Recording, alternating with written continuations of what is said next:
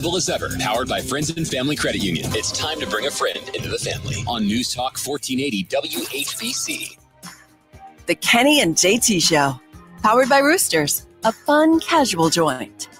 Welcome back to the Friday edition of the Kenny and JT Show. We continue to celebrate the class of 2026 Pro Football Hall of Fame inductees who were named last night. We'll talk more about them in a little bit, but right now, we're going to focus our attention on the Cleveland Browns. And when we talk Cleveland Browns on a Friday, nowhere better to do it than Scott Petrak. But I'm thinking about this, Scotty. You're a guy from the Midwest. That's considered the Midwest. Do you have a favorite Pro Football Hall of Famer? Me? Yes. Oh, that's a good question. Man, there's so many of them. You know who jumps to mind right off the top of my head is Dan Fouts. I used to love watching him play. Our guy. How about this, Scotty? JT caught a touchdown pass from Dan Fouts on the front lawn of our station here in Canton. How about that? Was he covered? Was anybody trying to cover? Hell no. I was lucky I caught the damn thing. We're trying to get Dan on the show, as a matter of fact, because he was the one who knocked on the door for Drew Brees last night or whenever they did that. So we'll let him know that he's got a big fan in Scott Petrak, who covers the Browns. So thanks for the input there, Scotty. The big news of the day, though, with the Browns, we were wondering, and as we played earlier in the show, a couple of cuts from the Todd Monken press conference where he didn't take the job because of Jim Schwartz. He doesn't chip Jim Schwartz. We should have known by those comments that Jim Schwartz wasn't going to be back, right, Scotty? Yeah, I mean, there's certainly a sign in that direction. I checked with somebody after those comments, and I was told, no, it's not done. There's still a chance he could come back. And I know that that's what the Browns' hope was, but I think I took it as Todd Monken saying, if he doesn't come back, we're going to be fine. Like, that was his message to fans, his message to the players, that it's not about Jim Schwartz. So that way, if Schwartz leaves, which he did, then he can say, hey, it's about Myles Garrett, it's about Denzel Ward, it's about Carson Schlesinger, and he was on record with it. He was, out front about it. So, Monken probably had a pretty good idea on Tuesday that it wasn't going to work out. He had talked to Schwartz, but I do think there was still hope, even when he said those things, that Schwartz would, let his emotions, get a grip of his emotions, figure out that he could come back and work, but obviously he didn't feel that way. Scotty, how many openings do you know of right now in the coaching staff of the Cleveland Browns? I mean, obviously now they're going to be looking for a defensive coordinator. When do you believe that it'll all be filled in? Well, Monken said he's in no rush, right? They're trying to do a deliberate process. You saw the Super Bowl this weekend. Mm-hmm. So, guys are unavailable if they're playing, if they're coaching for the Seahawks or the Patriots. I think we got the combine coming up in like 2 weeks. Wow. So it's probably right around there. You don't have to have the complete staff by the combine, but I'm sure the goal will be to have just about the entire staff by then.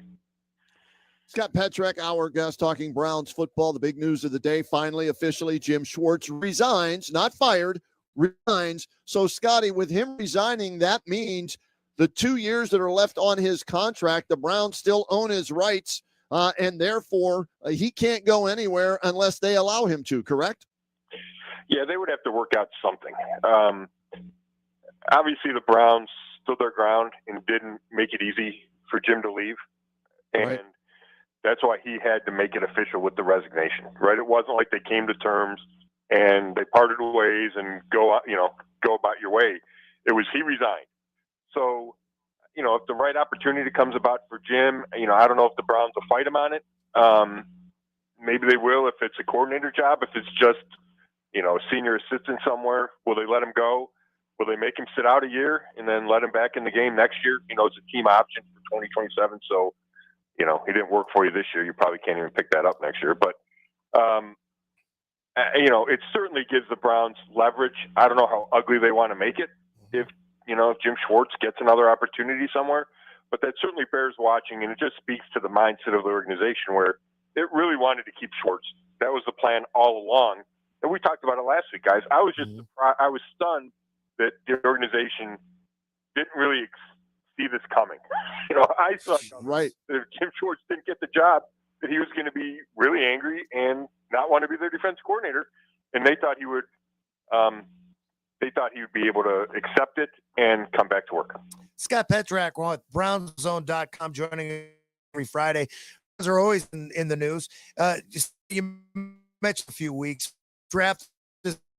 I get excited this time of year because obviously we're not playing in the playoffs. We're not in a Super Bowl, but hope springs eternal, as they used to say, when you start thinking about the Browns, and the season never ends. So if the draft is in April, contracts, when do we see extensions and or signings with some of these guys? When will this team start to take shape a little bit? Yeah, I think free agency starts March 11th, I want to say. It's that week. You can start talking on a Monday. You can officially make stuff, sign other teams' free agents on a Wednesday. So that's when the big dates are, right? Now, a guy, if you look at the Browns guys eligible for free agency, Joe Bitonio is one we need to pay attention to. Does he retire? If not, they need to work out an extension for, his contract's expiring. So they'd have to figure that out. I'm confident that he would come back. If he played, he would come back to the Browns. They'd figure that out. I expect David Njoku to leave. Jack Conklin to leave. I expect Wyatt Teller to leave. A guy like Devin Bush, he had a good year at linebacker for the Browns. He's eligible to be a free agent. I could see them trying to get something done around the combine. Like, that's usually where those discussions really kick into high gear. And if the Browns are intent on keeping a guy like Bush or any of the other free agents off the market, then they can really get it done. I mean, they can get it done at any time, but that's usually kind of a hot point. Who does Scott Petrak want to bring back out of that group of free agents to be? Yeah, I mean, Joe Bitonio is such an interesting case because I think he still played at a high level. I think he's a great guy. I know he's a great guy in your locker room. He gives you stability on the line that will certainly look a lot different next year. So if he decides not to retire, to me, that's a no-brainer.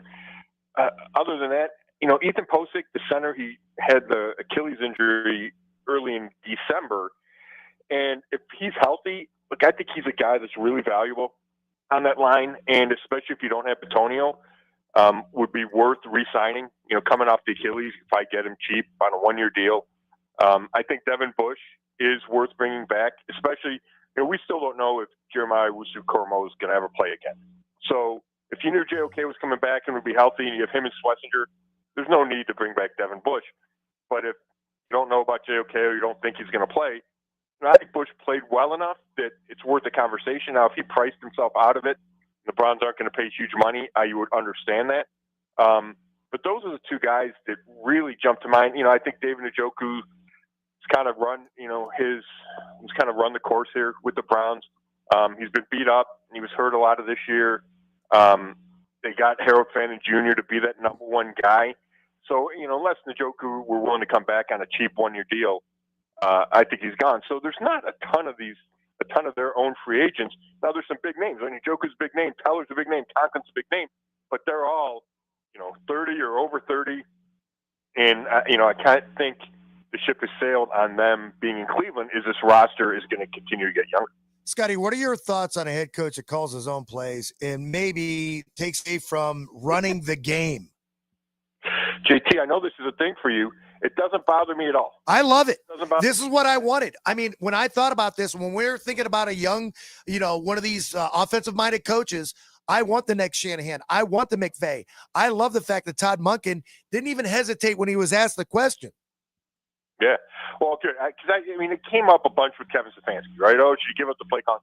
And he did, but when he was giving it up, it wasn't because other areas of the team were falling. It was because the offense was bad. He was trying to jumpstart the offense, right? Yep. So I think, there's some coaches that struggle to handle all of that. I get it. But the reason they hired Todd Monken is because they wanted him to fix this offense. And one of the easiest ways to fix the offense is for you to call the plays. And he's been a really good play caller wherever he's been. That's one of his strengths. The guy he's hiring as coordinator, Travis Schweitzer, has not been a play caller. So it wouldn't make sense to hand over the offense to him right away. So yeah, I think it's fine. And you're right. I mean, you name the guys, JT. It's Sean McVay. It's Kyle Shanahan. Those guys have called plays, and they're among the best in the business. Andy Reid, right? He's called plays most of the time when he's been the head coach, and you're talking about some of the best coaches in the business. Scotty, were you surprised at how quickly he put to bed that answer and moved on to your next question? No, I mean, I thought he might give an answer like, I really like doing it. That's what I'm really good at. But I wasn't surprised that he was going to call the plays. And, I wanted to get a couple in, and you know how those news conferences work, right? Yeah. You only get the microphone so often. So I didn't think it was important enough to go play calling follow-up when I wanted to go to I think I was asking about Myles Garrett after that. Right. Scotty, here's something else, going back to the play calling and being a head coach on the sideline. Was there ever someone like this Daniel Stern who's coming in with Todd Monken as an associate head coach that might be able to do, other things as far as situational coaching from the sideline, or if Stern's going to be in the box? I think the plan is for him to be up in the box because at least how he operated or what his role was with the Ravens, it was to sit real close to the offensive coordinator and talk to Harbaugh through the headset, and I'm sure Monken was on it when he was the coordinator, and talk about the win probabilities for each situation, right? Yes, we decided we want to go in this situation. They talk all week. 3rd and 2 from the 12, it's a go. 4th and 4 from the 20, it's a field goal. We're punting from our own 45, whatever it is. Okay. They have that list. So I think it's just easier in the box, especially because from the box, you get a better view of exactly where the ball's going to be. Is it 4th and 1 versus 4th and 2.5, right? Like sometimes on the sideline, it's tough to tell. There's so many bodies. You get a better view from the press box, so I'd expect him to stay in the press box. Did Stefanski have a Daniel Stern? Yes. Oh. He had somebody, I mean, that was, we talk so much about analytics and it's weird, it's such a touchy subject. And it gets criticized because you do rely on it. Yeah, I mean, the Browns have more analytics people than anybody. And they had somebody in, if not the exact role that Stern had in Baltimore, a similar one that talks through those decisions with Stefanski. Happy to have with us Scott Petrak, brownzone.com. You can follow him on Twitter at Scott Petrak, talking all things Cleveland Browns. Scotty, of course, because he was a Pro Bowl quarterback and played in the flag football game, right? There was talk about Shedeur Sanders in the last few days, some positive, some negative. What'd you take away from everything that was being said by various media members, former players, former coaches, current coaches, all that stuff? I think it's way too early to name him the week 1 starter in 2026. And I think it would have been silly if Todd Monken had done that. Now, if he really felt conviction about it, that would have been fine. I just don't know after 7 games, you can say that about Shedeur Sanders, that he is going to be the long-term guy, that he's the guy to win however many games you want to win in 2026, right? That gives you the best chance to win, the best chance to go to the playoffs, all those things that teams should want to do. I just don't think we saw enough of Shedeur Sanders, and we talked about it a ton. I think he's got a lot of potential. I still don't think it makes sense to say, yes, he's the guy for 2026, especially right now. Todd Monken's never seen him practice, up close, hasn't been in the building with him, which he thinks is important to get a sense for a guy and his work habits and his leadership, all those things. So I think Monken said the right thing. I think Emmitt Smith, I saw an interview with him, was way over the top about how Shedeur should be the guy. And he was comparing him to what Drake May got to think. Drake May was the 3rd pick in the draft. Shedeur was a 5th rounder. Now, we can argue that he shouldn't have been a 5th rounder, but even if he's a 3rd rounder, 3rd rounders don't get handed starting jobs, right? Dylan Gabriel didn't get handed a starting job. So I thought that argument from Emmitt was over the top. But then when you hear like Denzel Ward talk about, we'll see how it plays out, and it's TBD, like Monken said, to me that just makes sense. Scotty, when we watch these things and the awards at the end of the season and the Pro Bowl, whether it means anything or not, you have a quarterback in a Pro Bowl. You had a backup quarterback in a Pro Bowl. If you want to count Joe Flacco, you had 2 guys win awards last night at the NFL honors. You would think this team's really good. I mean, the building blocks have to be there. I'm wondering, when you think about Denzel Ward, the Grant Delpits, the Myles Garretts of the world, how much will they be affected by the loss of Jim Schwartz? Well, first of all, you can't give any credence to Shedeur Sanders and Joe Flacco being in the Pro Bowl. Like, that doesn't count. So it speaks nothing to the quality of the offense. Both guys had losing records. I think is, I mean, the stats are terrible. They just needed somebody to play. So you can't even look at that. And neither of them are guaranteed to be a starter next year. So, but if you look at the defense, it's legit. I mean, Myles Garrett was the unanimous defensive player of the year, like he should have been. Carson Schlesinger won defensive rookie of the year, like he should have. Denzel Ward has made his 5th Pro Bowl and is a big-time corner. So those things matter. This defense is number 4 in the league and was put in a lot of tough spots by the offense. So the defense is legit. Now, how much losing Jim Schwartz affects these guys is going to be really interesting. Now, Monken said they're going to keep the same system. I expect them to keep most, if not all, of the defensive assistants. So there will be continuity there. And I think they're, like I said, Monken said they're going to run the same system. So now, is it Jim Schwartz's personality and is it exactly the same as Jim Schwartz ran it? And Jim Schwartz won't be calling the plays. So there will be an adjustment. There will be difference. There could be a fall off, but individually, I think Myles Garrett is still the best player in the league. Denzel Ward is still a top 4 cornerback in the league. And Carson Schlesinger is an emerging star. So could there be bumps? Sure. But I think the defense has enough talent and is built well enough that it should be able to absorb this departure of Jim Schwartz. Scotty, as I mentioned earlier about Todd Monken talking about Jim Schwartz the way he did, we should have, read between the lines that he didn't want him back and he wasn't going to come back after making those comments. Do we make anything out from last night from what I saw? And correct me if I'm wrong. I don't remember Myles Garrett shouting out Jim Schwartz specifically. I don't remember Carson Schlesinger shouting out Jim Schwartz, specifically. Should we look into that or no? No, they both mentioned the coaches. And Schlesinger said something like the coaches that were here. And to me, that meant he already knew Schwartz was leaving in retrospect. And was giving him a shout out without saying Jim Schwartz. Carson, I saw Schlesinger on a thing with Kay Adams today, and he spoke really highly of Schwartz. Myles, throughout his time here, spoke highly of Schwartz. Myles also gave the organization a shout out. He said, I don't know if he called it a great organization, but credit to the organization for helping win the award. So I think those guys knew this was coming.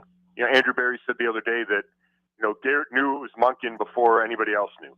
So, or as far as like we knew, the reporter, right, media, and public. So they've been keeping him clued in.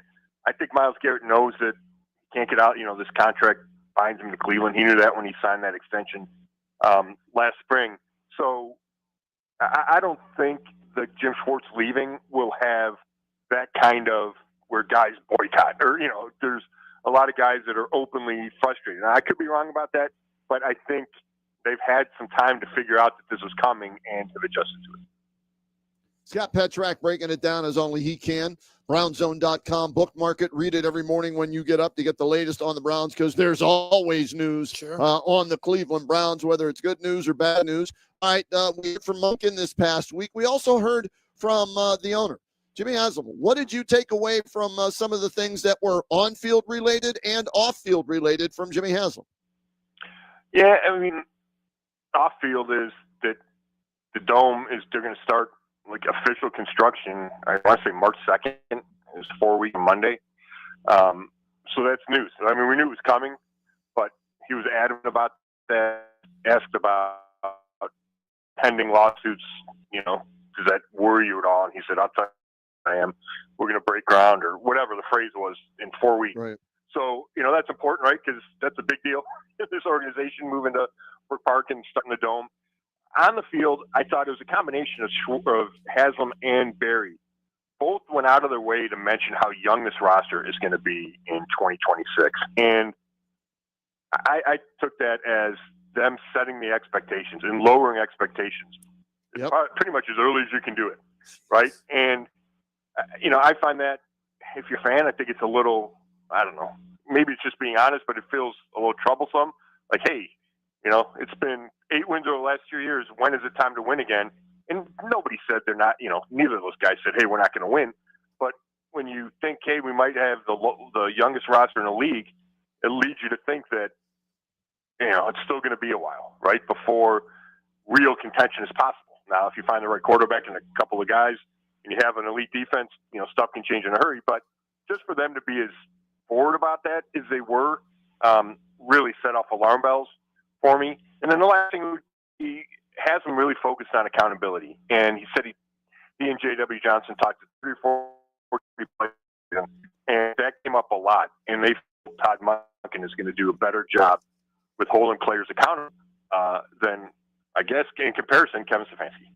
Yeah, and Scotty, I wrote down a quote that was my favorite quote of the whole press conference from Todd Monken along those lines, and I'll read it to you right here on holding players accountable.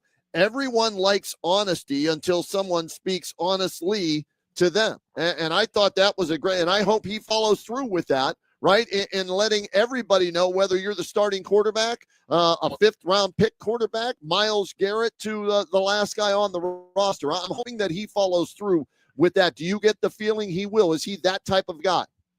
Well, yeah, that's his personality, Kenny. There's no doubt about that. Okay. And I do think that's one of the reasons the Browns hired him. I think it's going to be really interesting because I have no doubt that Monken's offense is going to be solid, right? As long as they give him some players. That is not a concern. And I don't think it should be a concern for Browns fans. I think the question with Todd Monken is, how does he handle being the head coach? And being the head coach is those kinds of things. Holding guys accountable, but doing it in a way that doesn't alienate guys, right? There's a balance there. And he talked about how Kirby Smart, handles things one way and John Harbaugh handled them another. And you have to walk a line there. So it can't be just, you're killing Myles Garrett every day about something small, and Myles is a wrong example, but anybody, right? You have to figure out a way to manage all these egos while holding guys accountable. And it's a tricky thing to do, but he's been around a lot of good coaches who figured out how to do it. And, but I think that's going to be a key for Todd Monken if he's going to be successful. Yeah, and the other thing I wrote down on a Post-it note here, Scotty, and for the people watching on Facebook and on YouTube right now, they saw me wave it. Own it, meaning the mistakes. Fight like hell to fix it. And so, in here, there were a couple of things that he said that I wasn't a huge fan of the original hire. I still am a little wary about it because nobody else wanted him, but he did make me feel a little bit better, especially from the accountability standpoint with some of those comments. Yeah, I think you're on the money there, Kenny. The Browns obviously valued his experience, and there's nothing wrong with that. And I think during the process, it's easy to say, get kind of infatuated with the young guys, right? The 30-year-old Frank Udinsky, the 35-year-old Nate Sheilhouse. But when you look at resumes, and the Browns spend so much time doing research and talking to references and studying these resumes and putting guys through scenarios, and Todd Monken's been through it all. Well, those guys haven't. And the Browns are counting on that experience being beneficial and paying off. And you don't have the growing pains with the young guys. So I think that's part of it. The accountability is certainly something that they liked about Todd Monken. I do think it's just kind of funny. When you get a new coach like Kevin Stefanski, how many times did he say, we own this loss? And people hated it, right? You get a new coach that's a little bit different, and he hasn't bothered you for 6 years. It's, oh my gosh, this guy, and is it really that much different? I think all coaches kind of feel that way. It's just how they express it. Scotty, great stuff as always. Keep up the fantastic work. Look forward to catching up with you next week, and we'll see if they have a defensive coordinator by then. All right. Sounds good. Thanks, fellas. Scott Petrak, brownzone.com. Check him out on a daily basis. Follow him on Twitter at Scott Petrak. You'll find out if Todd Monken's going to hold someone accountable if he sits somebody's ass down. You know what I'm saying? When you let these guys get away with stuff and you're not held accountable, maybe you should sit a series or a game out. Let somebody start in your place. That gets their attention. I hope he does it from the get-go, because then I think it becomes known and therefore it won't linger. Because if you let guys get away with stuff, the longer you do it, the less control you're going to have over those guys when you want to make a change. So set the bar high, let them know that you're not effing around here, and this is the way it's going to be. And if you don't like it, we'll get somebody else. That's fine. There's somebody eager to play that's on the bench that'll gladly take your spot, or we'll trade your ass somewhere else if you don't like the way we're running things here. So great stuff as always from Scott Petrak. Again, brownzone.com. Bookmark it. Read it every morning when you get up, every night before you go to bed for the latest on your Cleveland Browns.